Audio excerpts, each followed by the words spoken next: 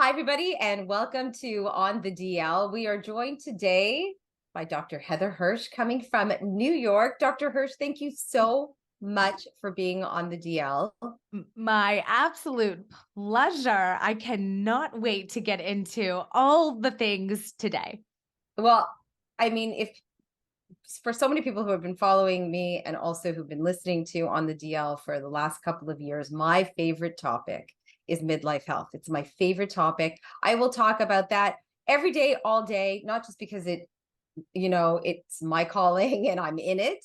It's that I know that we help so many people, not just women in midlife health, but men will say, I listened to your podcast and my God, I know that now I understand what my wife is going through.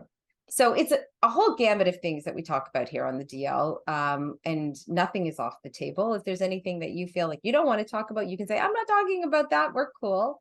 But I want you to tell everybody who you are before. I would like to just remind people, they may know who you are already because they may have seen you on Oprah Daily. You were so good on Oprah. You were so good. I Oh, like was through the screen. I'm like grabbing you going, I need her. I oh, need to speak to oh. her. And I saw you on Kelly and Mark, and you were so incredible there too. So authentic.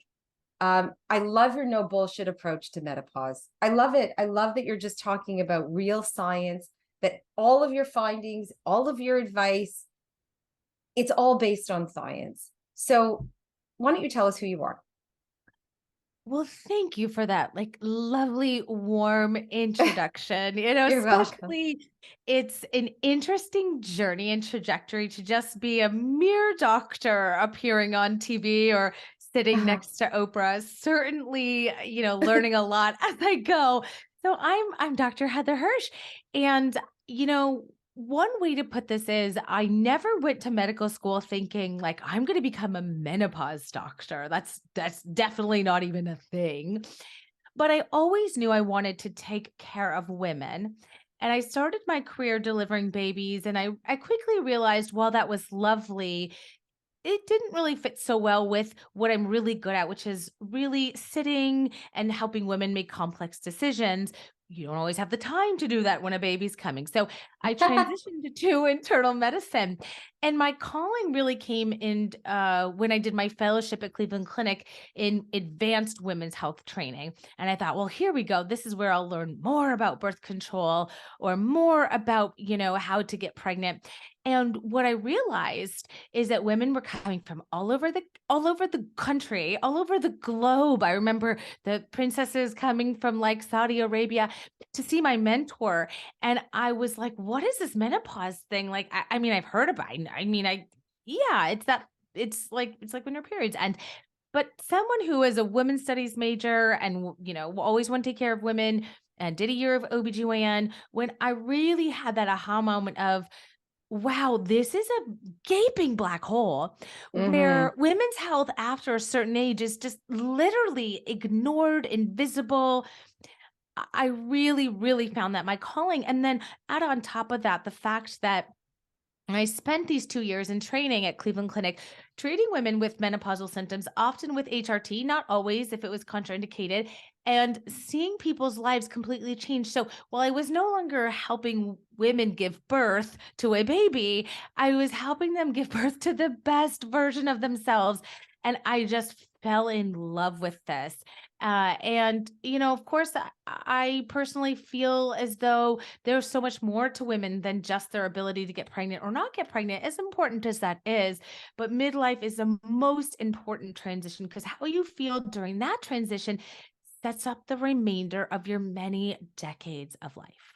And it's so interesting when you say it is the most important part of a woman's life. We grow up, or at least I did, and I know most girls grow up hearing about getting their period and what it's going to feel like, and then you have a baby and what that's going to feel like, and all the changes that happen to your body. Even though I felt that wasn't spoken enough, like we don't speak enough about all the hormonal changes that you go through when you're pregnant. But then, you're in it and you talk about it and you talk to your doctor and you have your OBGYN who goes through things with you thoroughly, and boom, you hit the M train. You hit that menopause train and It's coming for us you all. go, And you go, what What? is that? Yes. What is happening to me? And, some women I've spoken to have said they started as early as their 30s, and they didn't, they felt the changes, thought it was all post baby stuff. And then in their 40s, some have said to me they actually thought they were dying. And they Mhm. went from specialist to specialist to specialist until they finally Mhm. realized, oh my God, I'm in perimenopause. Yeah. Hormones are so spectacular. They can be Yeah. so incredible. And then when you're so depleted of it, when you actually don't have as many anymore, you feel like hell. You know what I said to my patient yesterday? I see patients on Tuesdays and Thursdays. And so usually by Friday, I'm like all worked up. I said, imagine if all women were destined to become hypothyroid. Just, at age 40, we're all going to just lose our thyroid. And even if you don't have hypothyroidism, you kind of at least know what that like, or you've got a friend, or you know that it can cause you to feel kind of wacky. So what if we were all women, we are just going to become hypothyroid, and then doctors were going to be like, well, I don't know, just work out more and just that's it's not an exact replica of menopause, but in many ways, it is a depletion of a hormone where for many, many, many, many years, and lots of push and pull and fear and controversy, we're just kind of like, well, that's natural. So uh, that that's it. That was a similar idea as if we were Yeah. all just going to become hypothyroidism. No one knew what to do. No one was really worried about it. And then we were just sold all these products to make us feel better. You know what? That is a great example, because Yeah. if the world, and I'm not just going to say North America, the world went at women's World. health, the world went at women's health just like that it is a condition that every single woman will go through, maybe they would start this global shift on how women are treated in each medical system around the world. Because one of many things I love about you is that you don't just teach the science and the research, and the medicine behind menopause, you teach advocacy. Oh, well, I hope so. Yes. I mean, I feel that your whole theme is in empowering women to learn how to advocate for themselves. And so that's one of the main Yeah. reasons I wanted to speak with you. Dr. Hirsch, I have had many menopause specialists on this show. And a lot of them talk about, well, just, you have to tell your doctor how you're feeling, and you need to list your symptoms and take that list with you to the doctor's office. But it's not enough. And I can tell you, as a woman who is living in Mhm. Toronto, in a Canadian healthcare system, my little list would never, which has grown over the years, it keeps growing, but that would never be enough. It would never Mm. be enough, and you're not going to get what you need. Um, and we need to learn how to advocate, because we really are this first generation turning 50. We Yeah. are, Generation X. We are the women that are going to be in perimenopause and menopause the longest, and Mhm. then postmenopause. Nobody's Mhm. talking about postmenopause, and Mhm. how long Mhm. that lasts for. Maybe you Mhm. can just hit me up right now and tell me how long that lasts for. I need to know. Oh, I need to know. so many good things in there. I love so let's answer that, right? Mhm. So once you're postmenopausal, you're always postmenopausal. Oh So my God. No. once you're postpartum, you're always postpartum. Like your body, Oh, has changed, and that change, that imprint will kind of stay, right? So menopause is a cessation, if I can speak, of your ovaries making estrogen. And the definition is after that you don't make estrogen again. And so what that means is even for the woman who has that's about probably 10% of women. So you've got that one friend probably with like, oh, I don't know if I even went through menopause.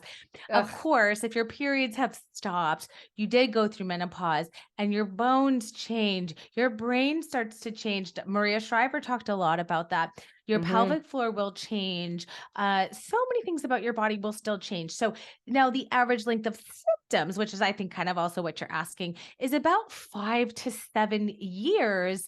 But there's 10% of women who experience symptoms the rest of their lives. And there's flagged by that 10% of women who don't experience symptoms. But the universal theme is that affects our bodies no matter what. You just might not have outward symptoms, or your outward symptoms might be different. Maybe it's depression, maybe it's anxiety, maybe it's insomnia, maybe it's low libido, but we all will experience this in one way or another.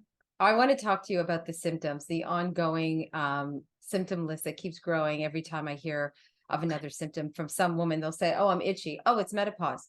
Oh, I have allergies now. Oh, that's menopause. I started to get styes in my eye. Oh, that's It's menopause. menopause. Oh, I have, it doesn't matter what it is. It's all menopause." I want to talk about that, but Yeah. I want to finish up on this one topic about advocacy because I'd be remiss not to. I think it's really important for everyone to understand that, 1 billion women around the world will go into menopause this year alone. 1 billion women.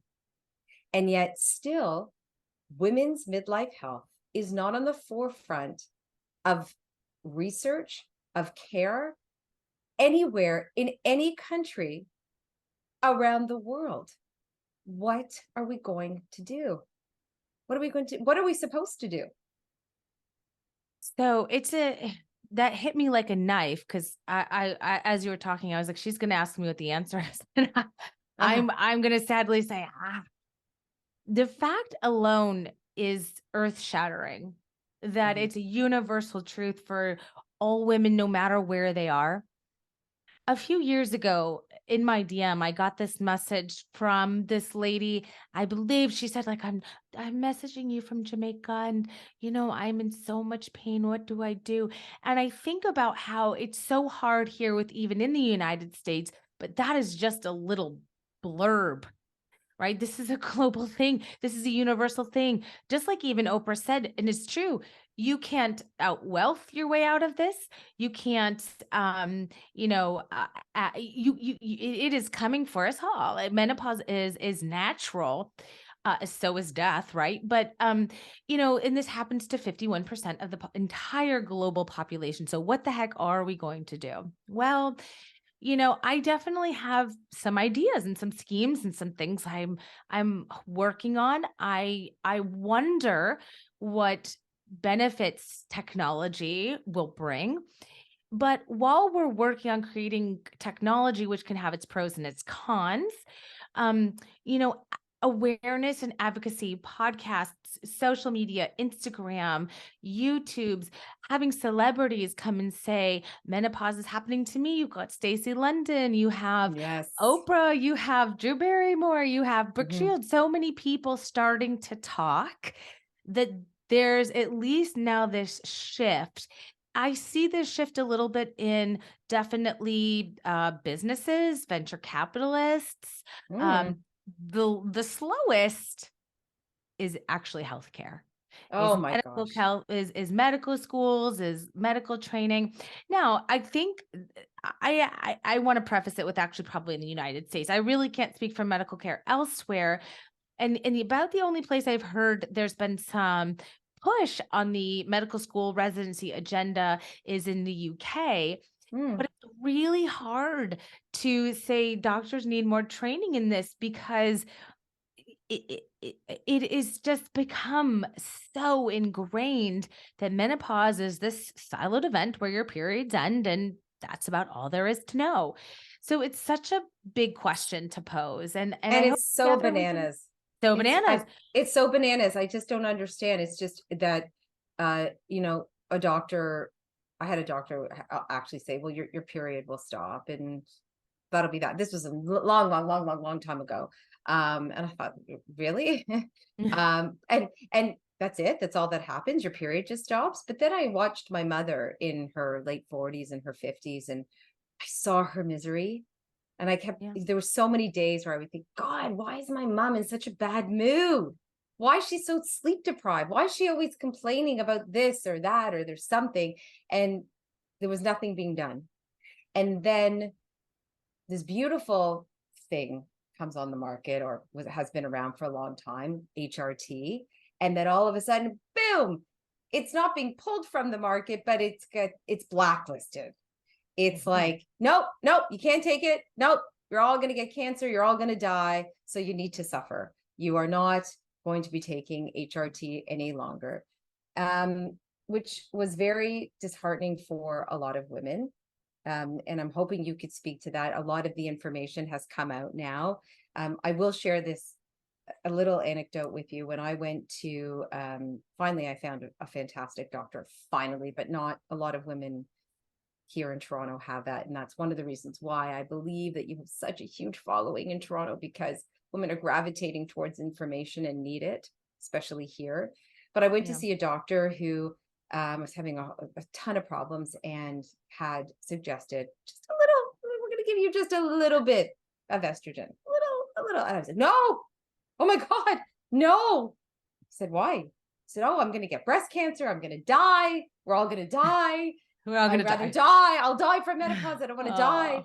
And he said, this study that came out of England or London or wherever it came from, he said, is going to ruin a lot of women's lives. And you can either be one of those women, or you can try. And we can monitor you under the healthcare of physician and see how you feel. Well, I instantly felt better. I know. Instantly felt better. And I will tell you, now that all this information is coming out, I do see this doctor, I guess you consider it regularly in Canada. And we talked about it. And he said, I knew the truth would come out. Yeah. And so maybe you could talk about HRT a little bit. Oh, I would be happy to. Imagine if all those women who were going to become hypothyroidism at 40, we actually just said, well, let's replace your thyroid hormone. That would probably, what's more natural than replacing the hormone that you've just lost? I think that in reality here, if you actually take like a huge, huge step back, I do think that women were meant to live postmenopausally, but probably a few years, so that actually there would be a survival benefit of grandparents taking care of grandchildren while their children were pregnant or breastfeeding. There's actually some survival benefit to menopause, but not freaking 4 or 5 decades worth. Okay. We have evolved, but our ovaries have not kind of gotten the message yet. And actually the menopause, the average is actually inching up, but slowly. It used to be 51, now it's 51 and a half, right? Ooh. Actually, if you think about it, our ovaries just didn't evolve as fast as we did. So hormone replacement therapy is so safe and so effective, especially if you think about the risks to a suffering woman who doesn't take it, not sleeping any longer, not feeling well, not exercising, having high blood pressure because hot flashes are your vessels squeezing and releasing and squeezing and releasing. There's data that shows as we start losing sleep and have more insomnia, our lifespan's less. There's data to show that HRT reduces the risk of cardiovascular disease, the leading cause of death in women. We're not all going to die from breast cancer. Breast cancer is no fun, but it is no longer a death sentence, especially when caught early. And so actually how I like to kind of pose this is not only is HRT safe and effective, which I'm happy to get into, but I actually think the other way of looking at this is I'll say to my patients, okay, there's a small but nominal risk of blood clot, especially if you use it transdermally, that's pretty much resolved. Okay. And what about the risk of breast cancer? That's actually pretty debunked too. And don't forget, it's 1 in 8 in the general population. And I say, okay. I say, and what is the risk if we don't take this? And you continue flashing, not sleeping, not enjoying sex, maybe being depressed. What are the risks to that? It's huge. I mean, quality of life is everything, particularly now. I mean, you think about it, we're at an age and a stage in our lives where we've had our babies. We have, done the grind in our careers. Not that we're not still grinding. I mean, I'm still grinding. I have teenagers, I have kids in university. I mean, I'm still in it, but I would like to be in it in a way that I'm enjoying it now. And I want to sleep and I want to have good sex. And I don't want to just look at a piece of toast and gain 2 pounds. These are the things that women say to me. all the time. There's, like Of they say, I look at course. food, I gain weight. I I know. exercise like crazy and my body hasn't changed. You know, the other thing that is so huge to me is this mental health crisis. And it's like, what came first, the chicken or the egg? And so many women are suffering with depression and brain fog. And we have COVID to thank for an excuse, but, Yeah. and perhaps it's part of it, but it was happening well before all of us had Mhm. COVID.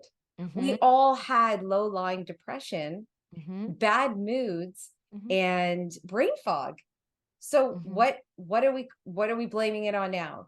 How come we're not saying it's menopause, it's perimenopause, and it's just going to get worse unless you treat it like hypothyroidism? You're not going to Right? walk around. I know. I told that to my patient yesterday, and sometimes I'm like, man, sometimes I say some brilliant things. It really makes it pretty crystal clear because most people know if you're walking around hypothyroidism, of course you're gonna gain weight and feel sluggish and not feel good. So of course you take synthroid medication, right? Or thyroid medication. So the mood changes in perimenopause to menopause are so well described. They're Mhm. so common and I take them very seriously. I had a patient lose her life after I left Boston to depression that came right Mm. on as her periods stopped and had many conversations with her husband, her partner. And it and whenever I post this either on social media or one time I did this on TikTok, and I said this on Kelly and Mark, the rate of suicide among Caucasian women aged 45 to 55 is the highest bracket. And we wouldn't even guess that, right? Probably guess, I don't know, 18 to 25. No, it's not. It's right when our hormone shifts. That doesn't seem like a coincidence to me. Someone asked me, what is estrogen the happy hormone? And I said, I don't know, but if I had to guess, probably.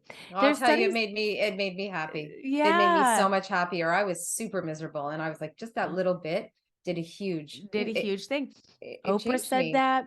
But going back to something you said maybe 10 minutes ago, which is like, can we blame everything on hormones, right? Or everything on menopause? So this actually blends nicely together, which is another reason I really enjoy putting people on HRT is because not only is it usually therapeutic, but it's also diagnostic. Is that ringing in your ear from menopause? Well, the only way to know is to trial HRT actually and see if it Mhm. goes away. That doesn't mean you have to stay on HRT. You could just No, use of it as a course not. diagnostic tool if you want. But, Exactly. if it doesn't go away, then I say, okay, now it's time to see that neurologist at Mayo Clinic or, this or that. But the low hanging fruit is if you trial HRT, which is a phrase I'll use with my patients a lot when we're still deciding. I kind of talk about this like trial period, like get that body feedback, just like you did. You took it, and like a week or a night later, you were like, wow, definitely the benefits, whatever the risk is. Let's say the risk is something astronomical, right? Which it's not. But even if we go that far, quality of life is so important, and women should be able to choose. Right, Um, exactly. but anyways, that's how you tell, is this rhinitis from menopause? Is this depression from menopause? Some are more likely to be, and some may not be. But that kind of also kind of comes back to answer that question that you had posed, which is how can you tell? Can we blame everything on menopause? Well, the best way to know if the fatigue or the brain fog or the mood, which are kind of your more, they're still common symptoms of menopause, but they're certainly multifactorial. You've got to trial HRT because that's actually the only way you're going to know if it is hormonal. So, and again, I don't want, I'm not pushing HRT. I don't want anyone to listen to this and say, "Oh my God, you're pushing HRT. I will never take it." Okay, it's highly personal. You don't have to take it. There are other routes you could, and avenues that you could go on or down. I know you talk a lot about supplements and vitamins, and that also segues. I want people to know that you do have a YouTube channel, which is fabulous, Oh, and your thank you. podcast is fabulous. It Oh, is thanks. so educational. Can you just tell everybody about that before I forget, your podcast or your YouTube channel? Oh, sure. So you can find me almost anywhere at Heather Hirsch MD. So, and my podcast is Health by Heather Hirsch. My YouTube is Health by Heather Hirsch. My social media is Heather Hirsch MD. So real real hard, real. I went with the easiest thing you could Heather remember, Hirsch.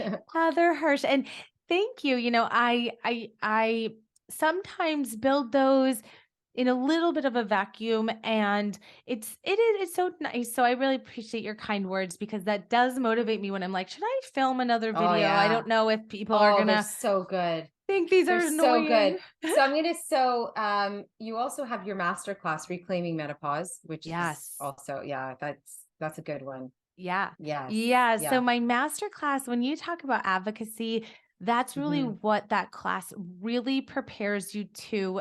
Actually, this class is about 2, maybe 3 years old.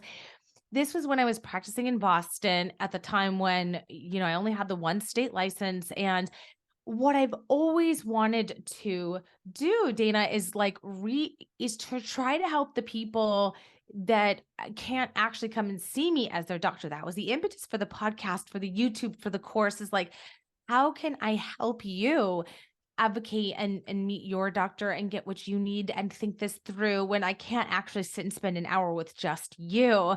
And that's actually a lot of what that course teaches. And so I think when you say, Heather, it's really help people advocate for themselves, I thank you for that too, because sometimes I Hmm. forget that that's definitely so deep in that message, but it's hard to see yourself, it's hard to watch yourself. So Well, I one of the things of many things that I love that you talk about is that you have listed various medications, various things that women can take, and it's okay to take all of it. It's okay to take some of it. It's okay to take none of it. You can try vitamins and supplements and see how that works. Maybe so it takes for a woman, and she does feel so much better after she takes a good healthy dose of magnesium and vitamin D and vitamin B, and she's eating properly. She starts changing her diet. But then after a couple weeks or a couple months, it's not enough. And then she needs to try something else. And I love when you talk about that. It's the advocacy. It's about trying. There is so much fear because we're going through so many changes in our body. The mental health is huge. It starts, I think, at that. And then your sexual health and your physical health and all of it starts, it feels like it's this mass depletion of yeah, everything in your body. And everywhere you turn in your life, something is happening, and it's not anything you would have ever chosen for yourself. Um, and you teach women how to live with it and how to get the best version of themselves in midlife. And that's why I wanted to talk to you, because you really were the first person who I've ever seen or listened to talk about it in that way. yeah. Oh, well, thank you. I had that aha moment in my fellowship training, and it is no secret. I don't think it would come as a secret to anyone that as a woman, what she brings to society, to her family, in terms of productivity, parenting, being a partner, helping with parents, you're at this peak of like functionality. You've taken in so much from the world. You've learned so much. You've learned about yourself finally. But then to also juxtapose that with waking up and just like not seeing yourself in the mirror, it was just so heartbreaking to me and to society again, because women really are the backbone. I don't mean this in sort of a women are better way, but look, they're just, as women, Listen, we procreate. We right. Yeah, like, come on, we've got some extra chromosomes. And to see that all be shattered by menopause and to be freaking, well, this was 2014, but now it's 2023, and to still sort of be able to say, no, no, no, no, no, we have treatment for this. I want my women to maintain vitality, to thrive, to continue producing, to continue parenting, to exercising, because you've got decades and decades of life left. And for so many years, even me, a self-proclaimed feminist and, wanting to go into women's health, I was 27 when I was like, wait, menopause? Like, yeah, I kind of mhm. know about that, right? And I think that really typifies why I really, really wanted every woman to know why I started doing social media and podcasting.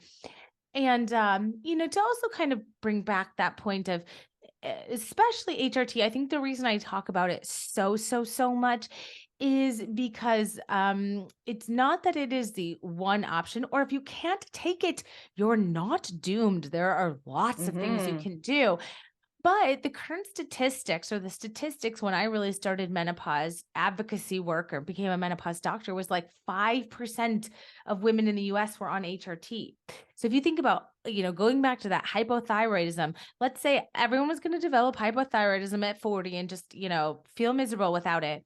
And then we said, look, we actually have the thyroid medicine, but only 5% took it. It'd be like watching zombies walking around, but you're like, Well, well, that's what it is. why? Have you seen a 52 or 53-year-old woman in menopause without a cup of coffee in the morning? I mean, we're I mean, zombies. yes, Like we're actual zombies. Okay. So I you hit it. You nailed it. I You know. And nailed so, it. it's my dream if gosh, I can help get that to 10%, 20%, 30%, 40%, 50%, like so many women are candidates, right? Just like that hypothyroidism example. But I do want to say I really, really strive to be really inclusive. If you simply So don't want to or you can't, there are other options. let me ask you this. I know your book is out now, right? Yes, June 6th. Oh, Yes. I thought it was the first, yeah, so the first week of June. So it's Yes. any minute Any your book minute. is coming out. Um, I want to talk about how you will know your menopause type and why that's so important. Oh my So gosh. maybe you can talk about that. We have a quiz. There's a quiz right in the front, and it is by no means hard. But the idea of the types is there's a selfish reason behind it. The first is I find that we all kind of have this little selfish, like, what's my type? It's a great hook, but also I've seen this. I've been treating menopause for a decade, and by sort of helping you narrow down like your different type or flavor of menopause, my patients are like, yeah, that is me. I'm 37, so I'm not like my neighbor who's 61. Or Hmm. I had chemo, and so I'm not like my sister who's now 49. I have suicidal thoughts all of a sudden, and I'm not having hot flashes. So where do I fit in? So by finding your type, I really feel like you actually are going to more identify with your tribe, your group, your kind of menopause. And I have different treatment options for each type. And you're more apt to actually benefit from it than stick with it, than thrive. And the secret reason that I kind of love it is I think it just makes for great dialogue. Like, what's your type? What's your type? What do you think you fit in? I want people to read it, share it, do book clubs, send it as gifts. And I'm so excited for people to Whoa, read it. that's a great idea. That would be a great birthday gift or a housewarming gift or a host gift. I love that idea. Yes. I should buy like and where can you buy the book? Anywhere books are sold. Okay, perfect. Amazon, Target, Perfect. Walmart, Barnes and Excellent. Noble. Perfect. And I know, okay, of course, you're American, you're in the States. You do have a telemedicine practice. Yeah. How can women find you and talk to you about advocacy, talk to you about their needs, talk to you about their menopause type, talk to you about even treatment? Even if they're Canadian, how can they do that? I will say, so this is a dream of mine. I do have some international patients, and what that really means is I just can't prescribe necessarily for you, Hmm. which is yes, still the bigger part of the problem, but I can really kind of map out, give you a diagnosis, give you suggestions, have you have your doctor check these, and then say, if I was your doctor, this is what I would prescribe. And then, you at least you're more like, Mm. all right, well, I'm gonna go ask my doctor for this and this, like these two Hmm. things, and here's why it's safe. So I can do that. Although, of course, without the prescribing, it's hard. I also want to put a little plug. I'm gonna be in Manhattan for 2 days of the month. And so it's probably a quick little flight. If you want to come see me in person, I can prescribe. Yeah. So that way you can, I know yes, trust me, I know that it means resources. But I'll be in Manhattan 2 days a week. You can go to my website, heatherhirschmd.com, go under contact. I know this should change at some point, but there is a booking page and you can see my New York spots. And actually I can send them right to, CVS down the street, and you can head back up home. I have a master class, and I, teach a lot of things in there, and I'm always so happy to hear from women just sending their stories. It's so motivating. Like, as you know, patients or women, I should say, not all of them are patients, say, "Oh, I'll get these DMs. You encouraged me to start the patch, and I feel so good. Thank you so much for all that you're doing." That really actually is going to help the next group of women. Hopefully, if I stay like, all right, let me put some makeup on and do some reels. All of that stuff is so amazing to connect. I think that this has been, it's so, this conversation is so important because, as you said, every conversation about menopause, perimenopause, postmenopause is important. And if it helps just one woman, one family, then we've We've done done it. really good. Yep. And I think for women listening, they may say, you know what? I have all of those symptoms, and nobody has even said the word perimenopause to me because I'm 42 or I'm 43 or now I'm 58 and I've never had a conversation with my doctor before. Maybe I'm postmenopause and I don't even know. So I I know. think that your work, I believe your work is so important, and will transform so many women's lives just by connection on all these different platforms. And so I want to thank you from the bottom of my heart for doing what you're doing. Keep Oh doing my. it, Heather. You're so incredible. I Mhm. have two questions left for you. One is, what's your plan when you hit perimenopause? What are you going I to I'm do? happy to tell you. I'm happy to Okay. tell you my plan. So, by no means does this mean that this is the one answer. This is just what I will do. Please, please, everyone.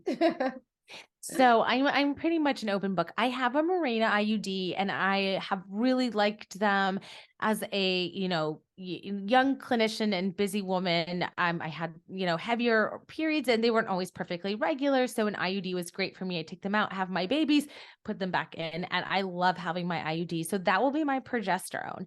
I have an IUD, and I will, whenever it's due to expire, probably at some point, I will put in another one. And then I will either use oral estradiol. I know, earth shattering. I know we hear a lot about the benefits of transdermal, but I'm just kind of the kind of person where, look, I know the data. I don't have any history of blood clots. I've been pregnant. I used birth control pills for a decade. I will be fine just taking oral. Or I may use Divigel. The patch is great. I prescribe the patch all the time. My patients love their patches. They will take a dermot to their body if they have to. But I know that I just wouldn't love it on my skin. I'd probably pick or itch at it like I do my lip when I'm anxious. So I will probably have an IUD and use oral estradiol. If the oral estradiol decreases my libido just a little bit because it can increase your sex hormone binding globulin, then I think I'd switch to Divigel. And I will probably skip Wait a that. minute. Sorry. What did you just Well, What? oral Did you estradiol. just say like estrase, like that reduces your libido? Well, let me explain. Let me back up. My good That's a friend, whole other podcast. that's a whole other podcast. I will explain this in 30 seconds. My good friend, Dr. Rachel Rubin, she's a urologist in the US. Oral estrogen can increase just very quickly a protein called your sex hormone binding globulin, and that can decrease your free testosterone a little bit, which can maybe Hmm. decrease your libido. That's all that is to say. So Got she's it. like, Heather, why would you take oral? And I'm like, because for me, that's going to be easier. So that's that. I got it. Thank you. And my last question to you is, what are you looking forward to most when it comes to women's health going forward? What do you think will So be makes you happy and I will excited? give you just a little hint. Okay. Um, and I have been working on some top secret things. And while it's on a razor's edge, and while it's definitely pros and cons, I think the advent of digital health, digital medicine, um, could be very, very helpful for people to gain access to clinicians who are knowledgeable, who are confident, who know this inside and out. I've got some ideas on that front. And again, I um I'm watching some of this play out. Little different than just like a digital virtual clinic. I'm doing a digital virtual clinic now. I mean a little bit more than that of actually how can we use this to expand access. So that's what I'm working on. That's what I'm most Mm, excited about. I will I'm come back excited next about year that and tell too. you all about it. Oh my gosh, you must come back anytime Would you love want. to. We could just pick symptom, Yeah, I'd one talk a symptom. whole 30. I Yeah. mean, everybody, we talk about hot flashes and we've talked about low libido and I don't know, dry eyes, bloating, your stomach, your painful joints, but the mental health crisis is Oh, huge, and I know. I'm so grateful that you talked about that. I also want to Yeah. just plug this again for everybody that Dr. Hirsch is readily available on all social media platforms. You're one of my go-tos every day, and Thank it's so educational. And you don't just talk about HRT, you talk about nutrition, you talk about vitamins, you talk about your sleep, you talk about exercise. It is the whole picture that will make a huge difference in a woman's life mid health. And I am very grateful for you, and I'm so grateful to have met you and that have had you come on the DL just to plug away for women to know that they're not alone and they can advocate for themselves. Yeah. Oh, well, this made my day, and Yay! you know, Thanks, Heather. we are all in this together. So thank We you for are. giving me a voice, with your followers and your team and your squad. It's an honor. Thank you so much, Heather. Be well. Feel good.